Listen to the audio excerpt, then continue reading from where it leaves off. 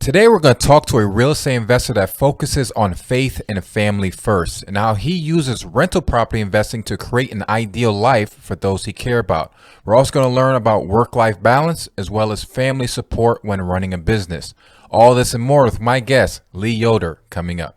Welcome to the Wealth Through Real Estate Investing podcast, your source for real-world strategies focused on creating long-term wealth, cash flow, and financial freedom through real estate.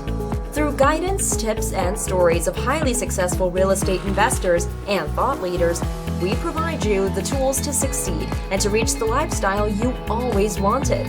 And now, your host, Dwaine Clarke. Hello and welcome back to the Wealth Through Real Estate Investing Show. This is your host, Dwaine Clarke, and today we have Lee Yoder. Lee is a real estate investor and founder of Threefold Real Estate Investing. Lee, thank you so much for joining us on the show. And how you doing, my friend?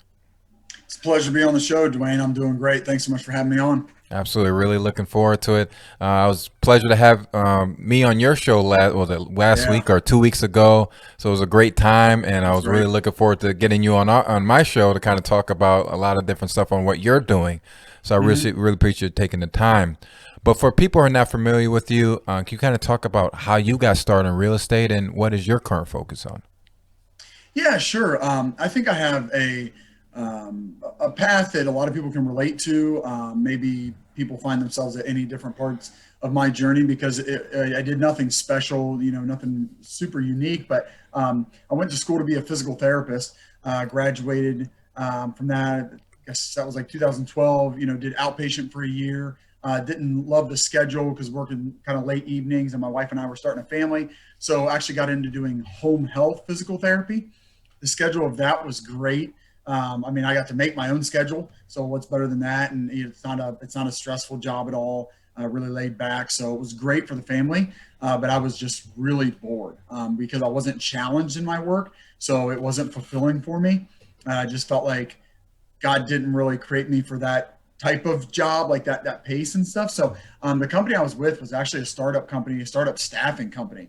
And I was working as a contract therapist for them, but I ended up coming in the office and they made me into the clinical director. And I ended up kind of transitioning from, being an in the field physical therapist to being in the office 100%. And I ended up really enjoying that. I was doing more like business operations type stuff. I was kind of like moving into the director of operations role. So did that for a couple of years, working in the office, doing no physical therapy, just found out like I didn't miss physical therapy at all. I liked what I was doing in the office. I liked that business. I liked running the business. I really have always enjoyed numbers and kind of the forecasting that went with that, working as a team. So my job, was now very challenging, very fulfilling, but now I'm losing the flexibility, the good work-life balance. Now we have 2 young kids and I'm not making my own schedule by any means. Quite the opposite of that. Even when I'm home, I felt like I was kind of on still with work, maybe taking phone calls or at least just kind of thinking about it and trying to get up earlier and earlier in the morning to get work done in the morning as well. And so, after a couple of years of that, just felt like that's not where my wife and I felt like, God was calling us to lead our family. And also, Dwaine, I don't know what your experience is, but I think other people can relate to this. Just in the corporate world, there was kind of like this dream, like, okay, you kind of keep working hard and like, this is where you're going to get. And like, I felt like that just kind of kept moving farther and farther away. Like when I felt like I was getting closer to that promotion and that kind of like, I don't know, pot at the end of the rainbow or whatever, just it would kind of move again or whatever. And then, I was getting ready for a promotion, somewhat in the near future. And I talked to my boss, the VP of the company. I said, well, when I, move into this role, can I keep my schedule as it is now? Because I didn't stay as late as a lot of other people. And he said, no, when you're the director of operations, you got to stay here as long as anybody else that's under you. So like, you're definitely gonna be staying here longer. And it was probably gonna be more like an hour, a lot of nights. Cause I would try to leave by 5:15 to get home, 5:30, 5:45 for dinner at least. And, not being able to do that it was just a deal breaker for me. So, at that time, and this is what I like to talk to people about. I had a friend that was in real estate, and I kind of asked him because about 6 months leading up to when I left this corporate job, I started thinking, maybe there's a different route for me. It just seems like, this is fulfilling work, but it's not working for what I want to be able to provide for my wife and kids. So I talked to a buddy who was in real estate, and I had recently started getting interested in real estate. A guy that I worked with kind of gave me a book, and I went down that Rich Dad Poor Dad rabbit hole and was like, okay, I think this might be the route I want to go. So I talked to a friend, and he said, well, can you do your job from home? Can you kind of work from home a little bit? Can you just kind of get some more flexibility in your job so that you can start doing real estate as a side hustle? And the job I had at the time, Dwaine, the answer was no. I couldn't. I mean, I was given everything I had to this job, and I felt like there wasn't even enough left over for my family. So I wasn't about to add a side hustle on top of that. But then I started thinking, well, okay, but what if I go back to the physical therapy?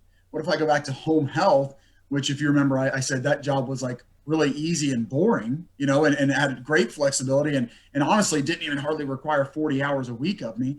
What if I go back to that and then do real estate as a side hustle? So that's what I ended up doing.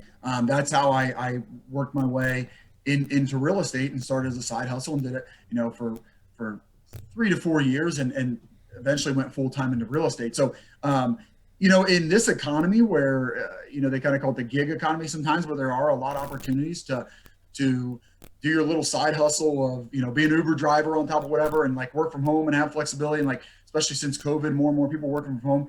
It's kind of neat. I think there's more opportunity than ever to have a side hustle, and real estate is a great option, in my opinion, to start as a side hustle in many different ways and build it up to whatever degree you want. I mean, if it just stays a side hustle for you because you for the most part enjoy your job, but maybe your job's not quite giving you enough income for what you really want to provide for your family, or maybe it's not stimulating and you just want to do something on the side.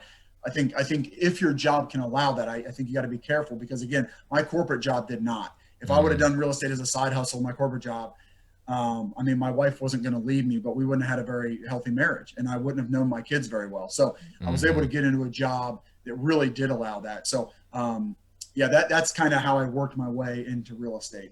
Yeah, I love that story a lot, where you change things around to make it happen so you can be able to kind of, because what the main focus was, of course, the family and things with your wife, just making sure you can get home in time and eat with them and do things and kind of make things revolve around that. And I know sometimes tough for some people where they're really just stuck there, and maybe they can just slowly transition into it. Because I always think having this element of real estate, building wealth and cash flow, to eventually be able to free you up so you can, do things that you really like. I mean, some people really like their job, but then some people don't. Like you said, you wasn't challenged enough. So it's kind of finding that, I guess, opportunity, which you was able to do.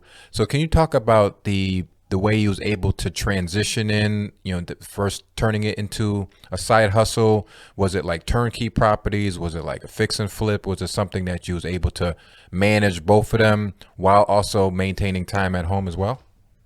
Yeah, so it's a great question, Dwaine. The way I jumped in first was doing a flip. I flipped a single family home. It was in my hometown, bought it on an online auction, did a ton of the work myself. It took 9 months. We spent $70,000 on the rehab on that one. Went way over our rehab budget, but real estate market's been pretty good, for the past few years. And this was bought this in the fall of 2017 and sold it in the spring of 2018. And so we did really well on it.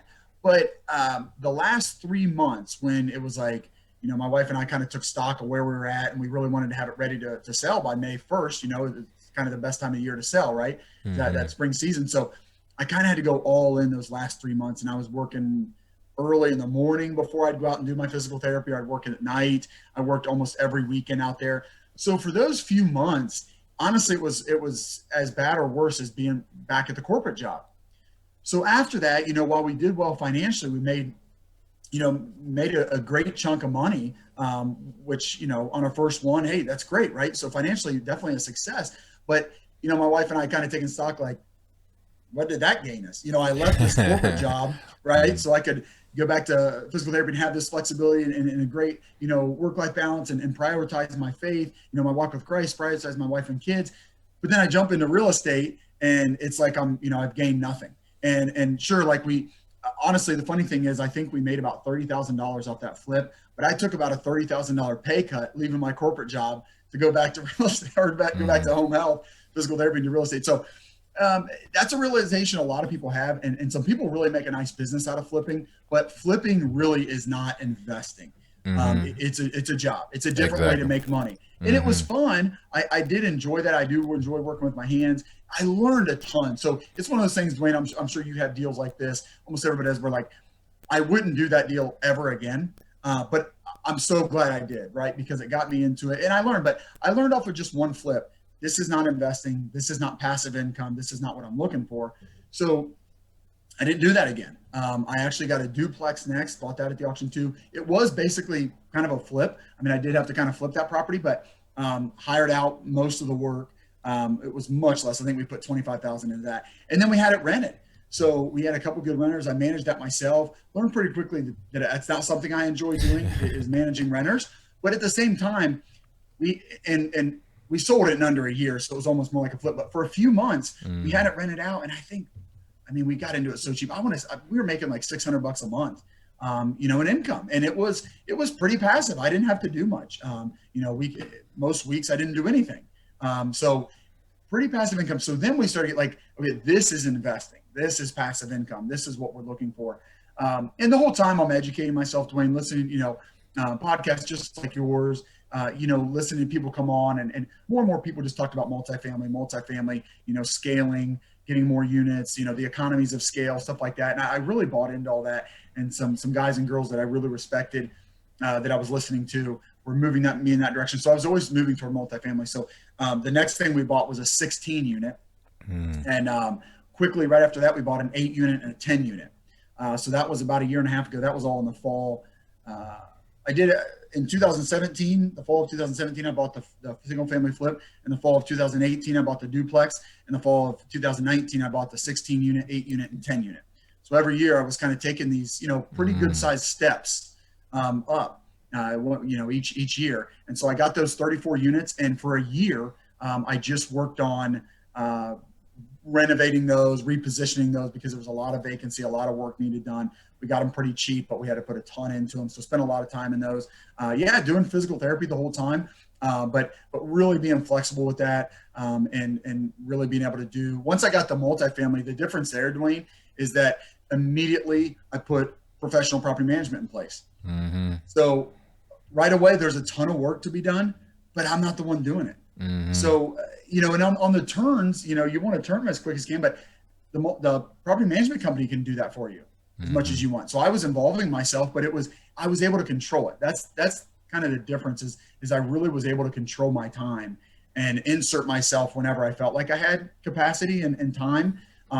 It was fun bringing my wife and kids along as well. I mean, they helped in different capacities, cleaning stuff up or doing some landscaping, stuff like that. We kind of scaled up to those and really started to see the difference between multifamily and single family, and the difference between holding rentals and flipping, and started to see that passive income that really allowed us to put our money to work and take some risks on investment property and see the benefits of that versus just trading my time for money, which is what you're doing with the job and what you're doing with flipping. Absolutely. And I love that your self-awareness along the journey, as you kind of learn from the single family and said, this is not going to work in that situation. And you go from kind of the smaller one, but you say, what, I'm going to get educated and then start scaling up, and then really getting the true benefits of these larger rental properties, and really implementing a property manager and all of these different steps, and take to make it the way you want it, kind of massaging it the way that you like to do it. Can you kind of share a little bit about your market, your local market? How is the local economy and things like that? How is you acquiring deals in that area, for people who are not familiar with your marketplace? Yeah, absolutely. So I live between Cincinnati and Dayton, Ohio. Cincinnati, most people, the way they think of the Midwest is, more affordable properties. We don't see as much appreciation as some of the, coastal cities for sure. But some of the, even, the bigger markets, your Dallas, Phoenix, those top markets, we don't see any kind of appreciation like that. I will say that Columbus, Ohio actually has kind of been blowing up, and they've seen a ton of appreciation. But Cincinnati is still relatively reasonable entry points. Rents are are significantly lower as well. But you can get cash flowing properties. And I think a lot of people have been interested in the Midwest right now in this part of the cycle, Dwaine, because, it's hard to argue that we're at the top. Like, could we keep going? Could we keep going higher? Yeah, we could. I mean, I think people have thought for the past 3 years we might see a big correction. We haven't. So could we go another few years? Yeah, but could we see a big correction in the next few months? Probably. With prices and stuff. So in the Midwest and in cities like Cincinnati and Dayton, we haven't seen this massive run up in properties. The cap rates haven't gotten compressed to 4 or 5%. So I don't think we're going to see as big of a correction as some other cities will. That's typically how it goes, right? I mean, typically those coastal cities, they see incredible appreciation. And then, you look at 2008, into 2009, 10, the crashes that those cities had were incredible. I mean, places like, Miami and Las Vegas that had, this incredible appreciation also crashed parts. So in the Midwest, we don't see that as much. We don't go up as high, but we don't go down as low. So I like being here at this point in the cycle because, we're not overpaying. I still feel like we have to overpay for properties here. It feels like that. I think it's like that everywhere, but I feel like we're not overpaying quite as much. So we can still get in, you can still find an 8 cap here. Maybe not as much in Cincinnati. In Cincinnati, you can still find a 7 cap property, but in Dayton, you can still find an 8 cap, maybe even a 9. Now, the only way you kind of asked a great question, how are we finding deals? The only way to get even those deals that I mentioned, 7 cap in Cincinnati, 8 cap in Dayton, is just by knowing the brokers and getting some off-market deals. And honestly, well, I shouldn't say that. So that's how we're doing it now. I would say that's the only way to get the bigger multifamily that the brokers really have most of the control over. My first couple of deals, though, Dwaine, I like to share this with people because anybody can do this. I got my first 16 unit on LoopNet. I got my 8 unit on the MLS, residential MLS. So I feel like it was really not not sold very well. They did not value it. So I put a full price offer in on day one for that property because I knew it was priced low. Residential realtor, and I feel like they just didn't know how to value it. So it was the price was incredible. And then my 10 unit that I got, again, all this was in the fall of 2019. I bought that on LoopNet. So I say that because anybody can jump on LoopNet. And the lesson to learn there is a lot of properties that go to LoopNet, they say that's where deals go to die because most of the time they only end up there if the brokers that had the deal couldn't get them sold. So they go to LoopNet. That's not always the case because I've sold a few properties and they went to LoopNet right away. And we sold them quickly with no big deal. But that's just where anybody can jump on and start underwriting properties and find them. And I found these properties and they'd sat on LoopNet for a year. So when a property's sitting for a year, the owner really wants to sell it and is realizing that it's not worth probably what they have it listed for. And maybe they're getting a little bit desperate. And so we just made some low offers and there was a little bit back and forth, but they took our offer. And so that's how we got them. So today it's definitely working with brokers because we're going after a little bit bigger properties. We're really shooting for 40 to 80 units now. Whereas those were 8 to 16 units. So a little bit different there, but depending on where you're at in your journey, going after some of those smaller multifamilies is a great way to start because there's still a lot of competition, but not much big money going after those, right? Like the guys that have a lot of money to throw around that are okay with a 7 cap, even a 5 or 6 cap, they're not going to buy a 10 unit. So you're going after, you have some different competition. So that's a great way for people to get started. But now we're trying to get a little bit bigger because you just see the opportunities there with the bigger properties, the economies of scale that go into that. So that's what we're going after now, mostly in Dayton right now, just because of the entry point. We really are cash flow investors right now. Again, maybe a different point in the cycle where we feel like, there's a bunch of appreciation to still be had. I just have trouble believing that now. So we're definitely looking for cash flow and we feel like we're still finding that in Dayton. Yeah, definitely been hearing a lot about the Midwest area and Ohio and all that stuff. So yeah, glad you was able to share that because I know a couple of investors as they're just really doing very well in those markets. So I really appreciate you sharing that. And then lastly, it kind of ties into the whole kind of infrastructure of your real estate endeavors is kind of the family and spousal support. You had mentioned like they'll come out and you do landscaping and they'll fix little things here and there, and you just always had that support system. Can you talk about the importance of being successful through having strong support through family and a strong wife or a husband? Yeah, absolutely. Yeah, because it's really been a journey, something my wife and I have really had to pray through and work through together, because she is, we're kind of the opposites. And I feel like God puts opposite, people together a lot. I'm a risk taker, a gambler. I always see the cup as half full, and my wife is kind of the opposite. But she's very strategic, but she's kind of tight and risk adverse. And so real estate and just jumping into it and kind of constantly just charging ahead and trying to, take the next step, and make some pretty big steps and move pretty quickly, relatively speaking. It was very difficult for her. And so it's been a challenge for us because, you know, frankly, she would have been fine if I was just a home health physical therapist for the rest of my life, because like I shared with you, that it's a very flexible schedule. It's not stressful. And the pay is fine. Like, it was plenty of money for us. We didn't get into real estate because we weren't making enough money. It was fine. I mean, I think we can do more things and give away more and do some cool things with real estate. So we're really excited about the potential there. But the home health was fine. So it's definitely been a journey. But in through prayer and her growing, God has really led her to trust me and the way He created me to kind of go after some bigger things and take some more risks. At the same time, God has really challenged me to listen to the wisdom of my wife and slow down sometimes. And what's been really cool about that, and again, we're still butting heads, but over the past few years, we've really been able to see the beauty of what God has created by, bringing us together. And that so many times I wanted to move so much faster than I felt like, my wife wanted to move. But what ended up happening was I took less steps, but actually moved quicker. Right. So like when I flipped a house, if we're up to me, Dwaine, I probably would have got a couple going at the same time. Maybe I'd have been 10 flips in before I realized, yeah, this is just another job.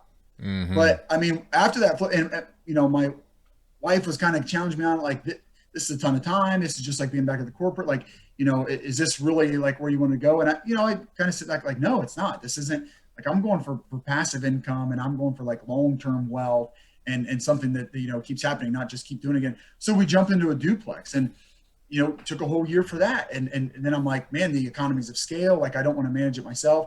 And my wife was just constantly like having us think these things through and move a little bit slower. So I only did one flip. I did one duplex, and then my third deal was a 16 unit, and that's probably, I mean, there's people that go way quicker than me. I'm not saying, I've done anything incredible, but for me, left to my own devices without my wife and her wisdom and, the gifts that God gave her, I would have done a lot more deals, but gotten to the multifamily space where I always knew that was the destination, but I bet you I would have done a bunch more deals, wasted a lot more time, and probably lost money on several of them. I mean, again, because she's helped me be like, move a little slower and think things through. And we've never come anywhere close to losing money on a deal. Everything's gone well. And so I always feel like we're moving too slow.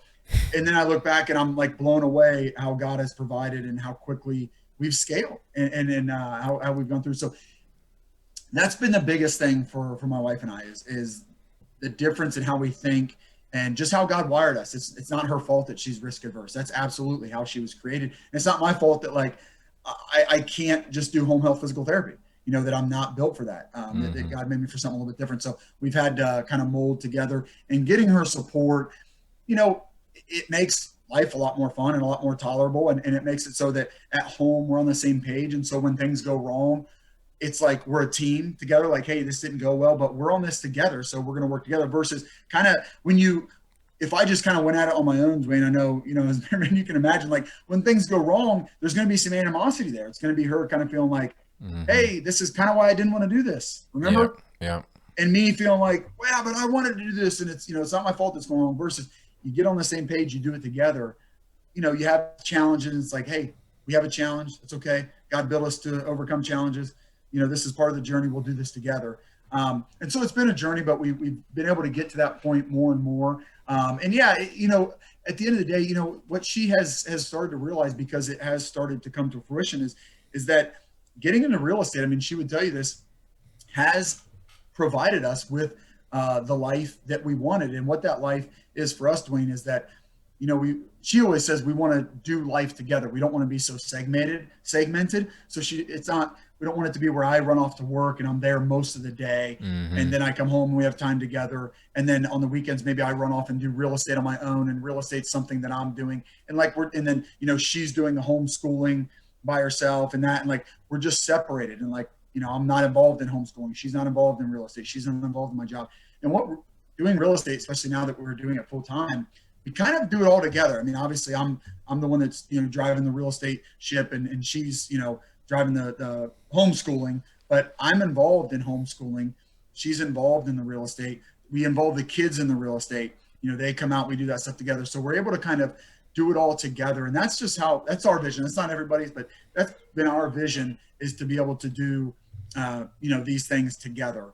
And real estate's allowed us to do that. So it's been a journey, but it's been a really sweet one. And we're really excited for where we're at and where we're headed now. Absolutely. Yeah, definitely check in with you another time so we could be able to learn more about your journey and stuff like that. So it's awesome to hear. I love how it kind of, everything happens for a reason. Everything was meant to be, so that's great. Mm-hmm. And as far as you being full-time real estate investing, you do things with your family and things like that. Can you take us through, typical work day for you? And do you have any special morning routines? Yeah. So interestingly, when I was back at that corporate job, I just always felt like I needed to do more work, but I didn't want to sacrifice more time away from my family. So I started getting up at 4 or 4:30 in the morning. And my wife and I both, we just naturally go to bed early. We don't watch TV really, unless there's football on, so in the fall I watch more TV, but other than that, we don't watch TV. So we just, we go to bed early and we get up early. But I was never getting up that early. I mean, maybe like 5:30 or 6, but I started getting up at 4:30 just so I could get more work done, but not take away time from the family. And once I left the corporate job, I just kept that because I really enjoyed it.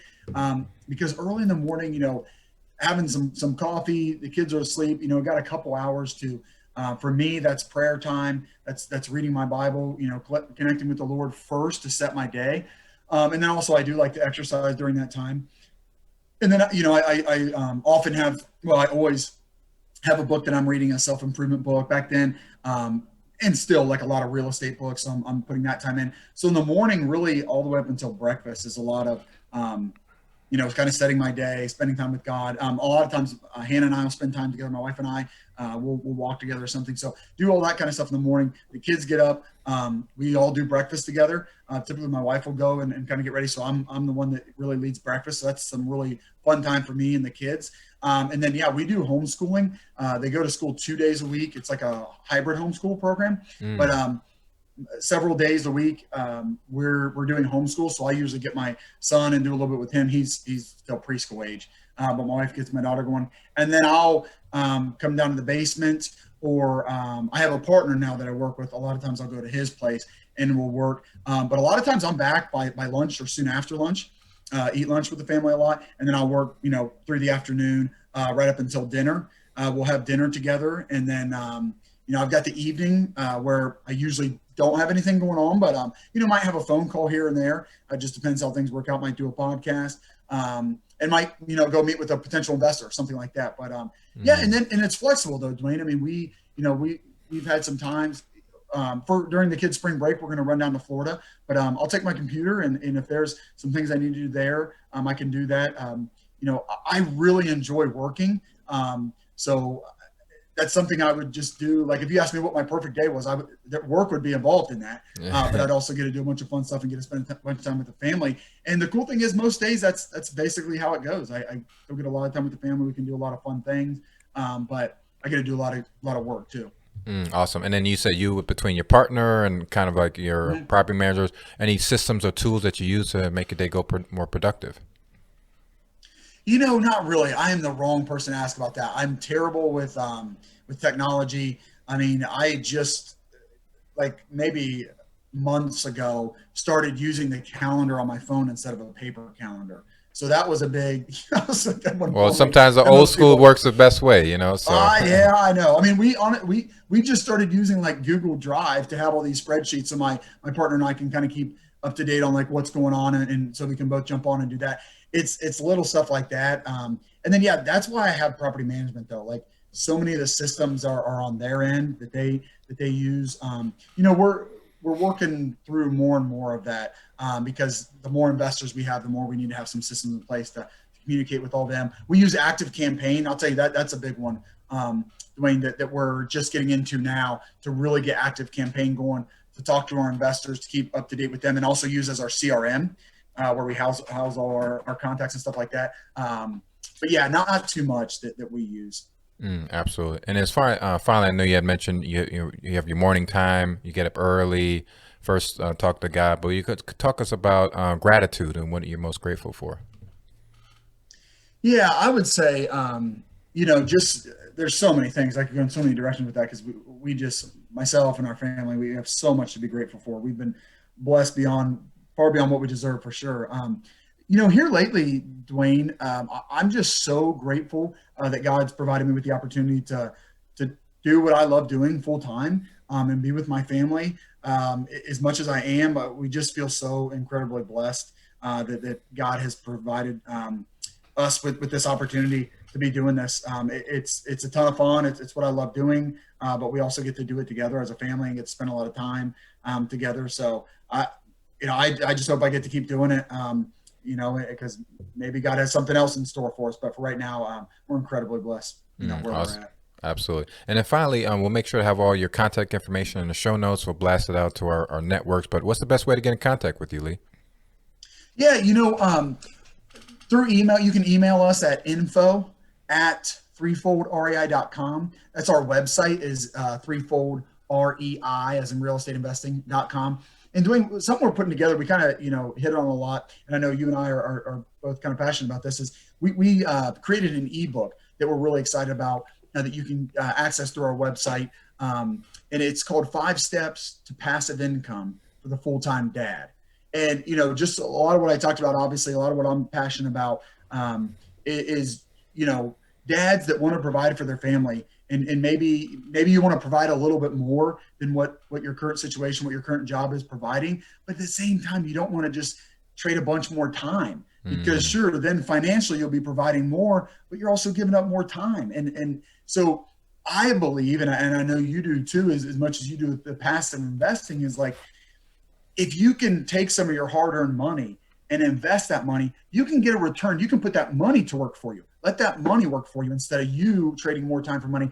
Put your money to work. You can increase your income without increasing the amount of time that you spend for that income, right? So that's kind of what those 5 steps to passive income for the full-time dad is all about. So I'd love you to jump on and check that out. If you do, if you jump on the website, you download that, we'll get your email address and we'll be in contact with you. And that's a great way to connect with us. Absolutely. Yeah, we'll make sure to have that link there. Threefoldrealestateinvesting.com.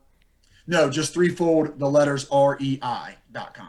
Awesome. Also, we'll make sure to have that correct. Absolutely. Lee, it was a pleasure to have you on. Like I said, it was fun. Thank you so much for having me on last week, and it was a pleasure to have you on today. Best to you and the family, and I look forward to connecting with you again soon. Yeah, the pleasure's all mine, Dwaine. Thanks so much. Absolutely. Take care, my friend. You too. All right, take care.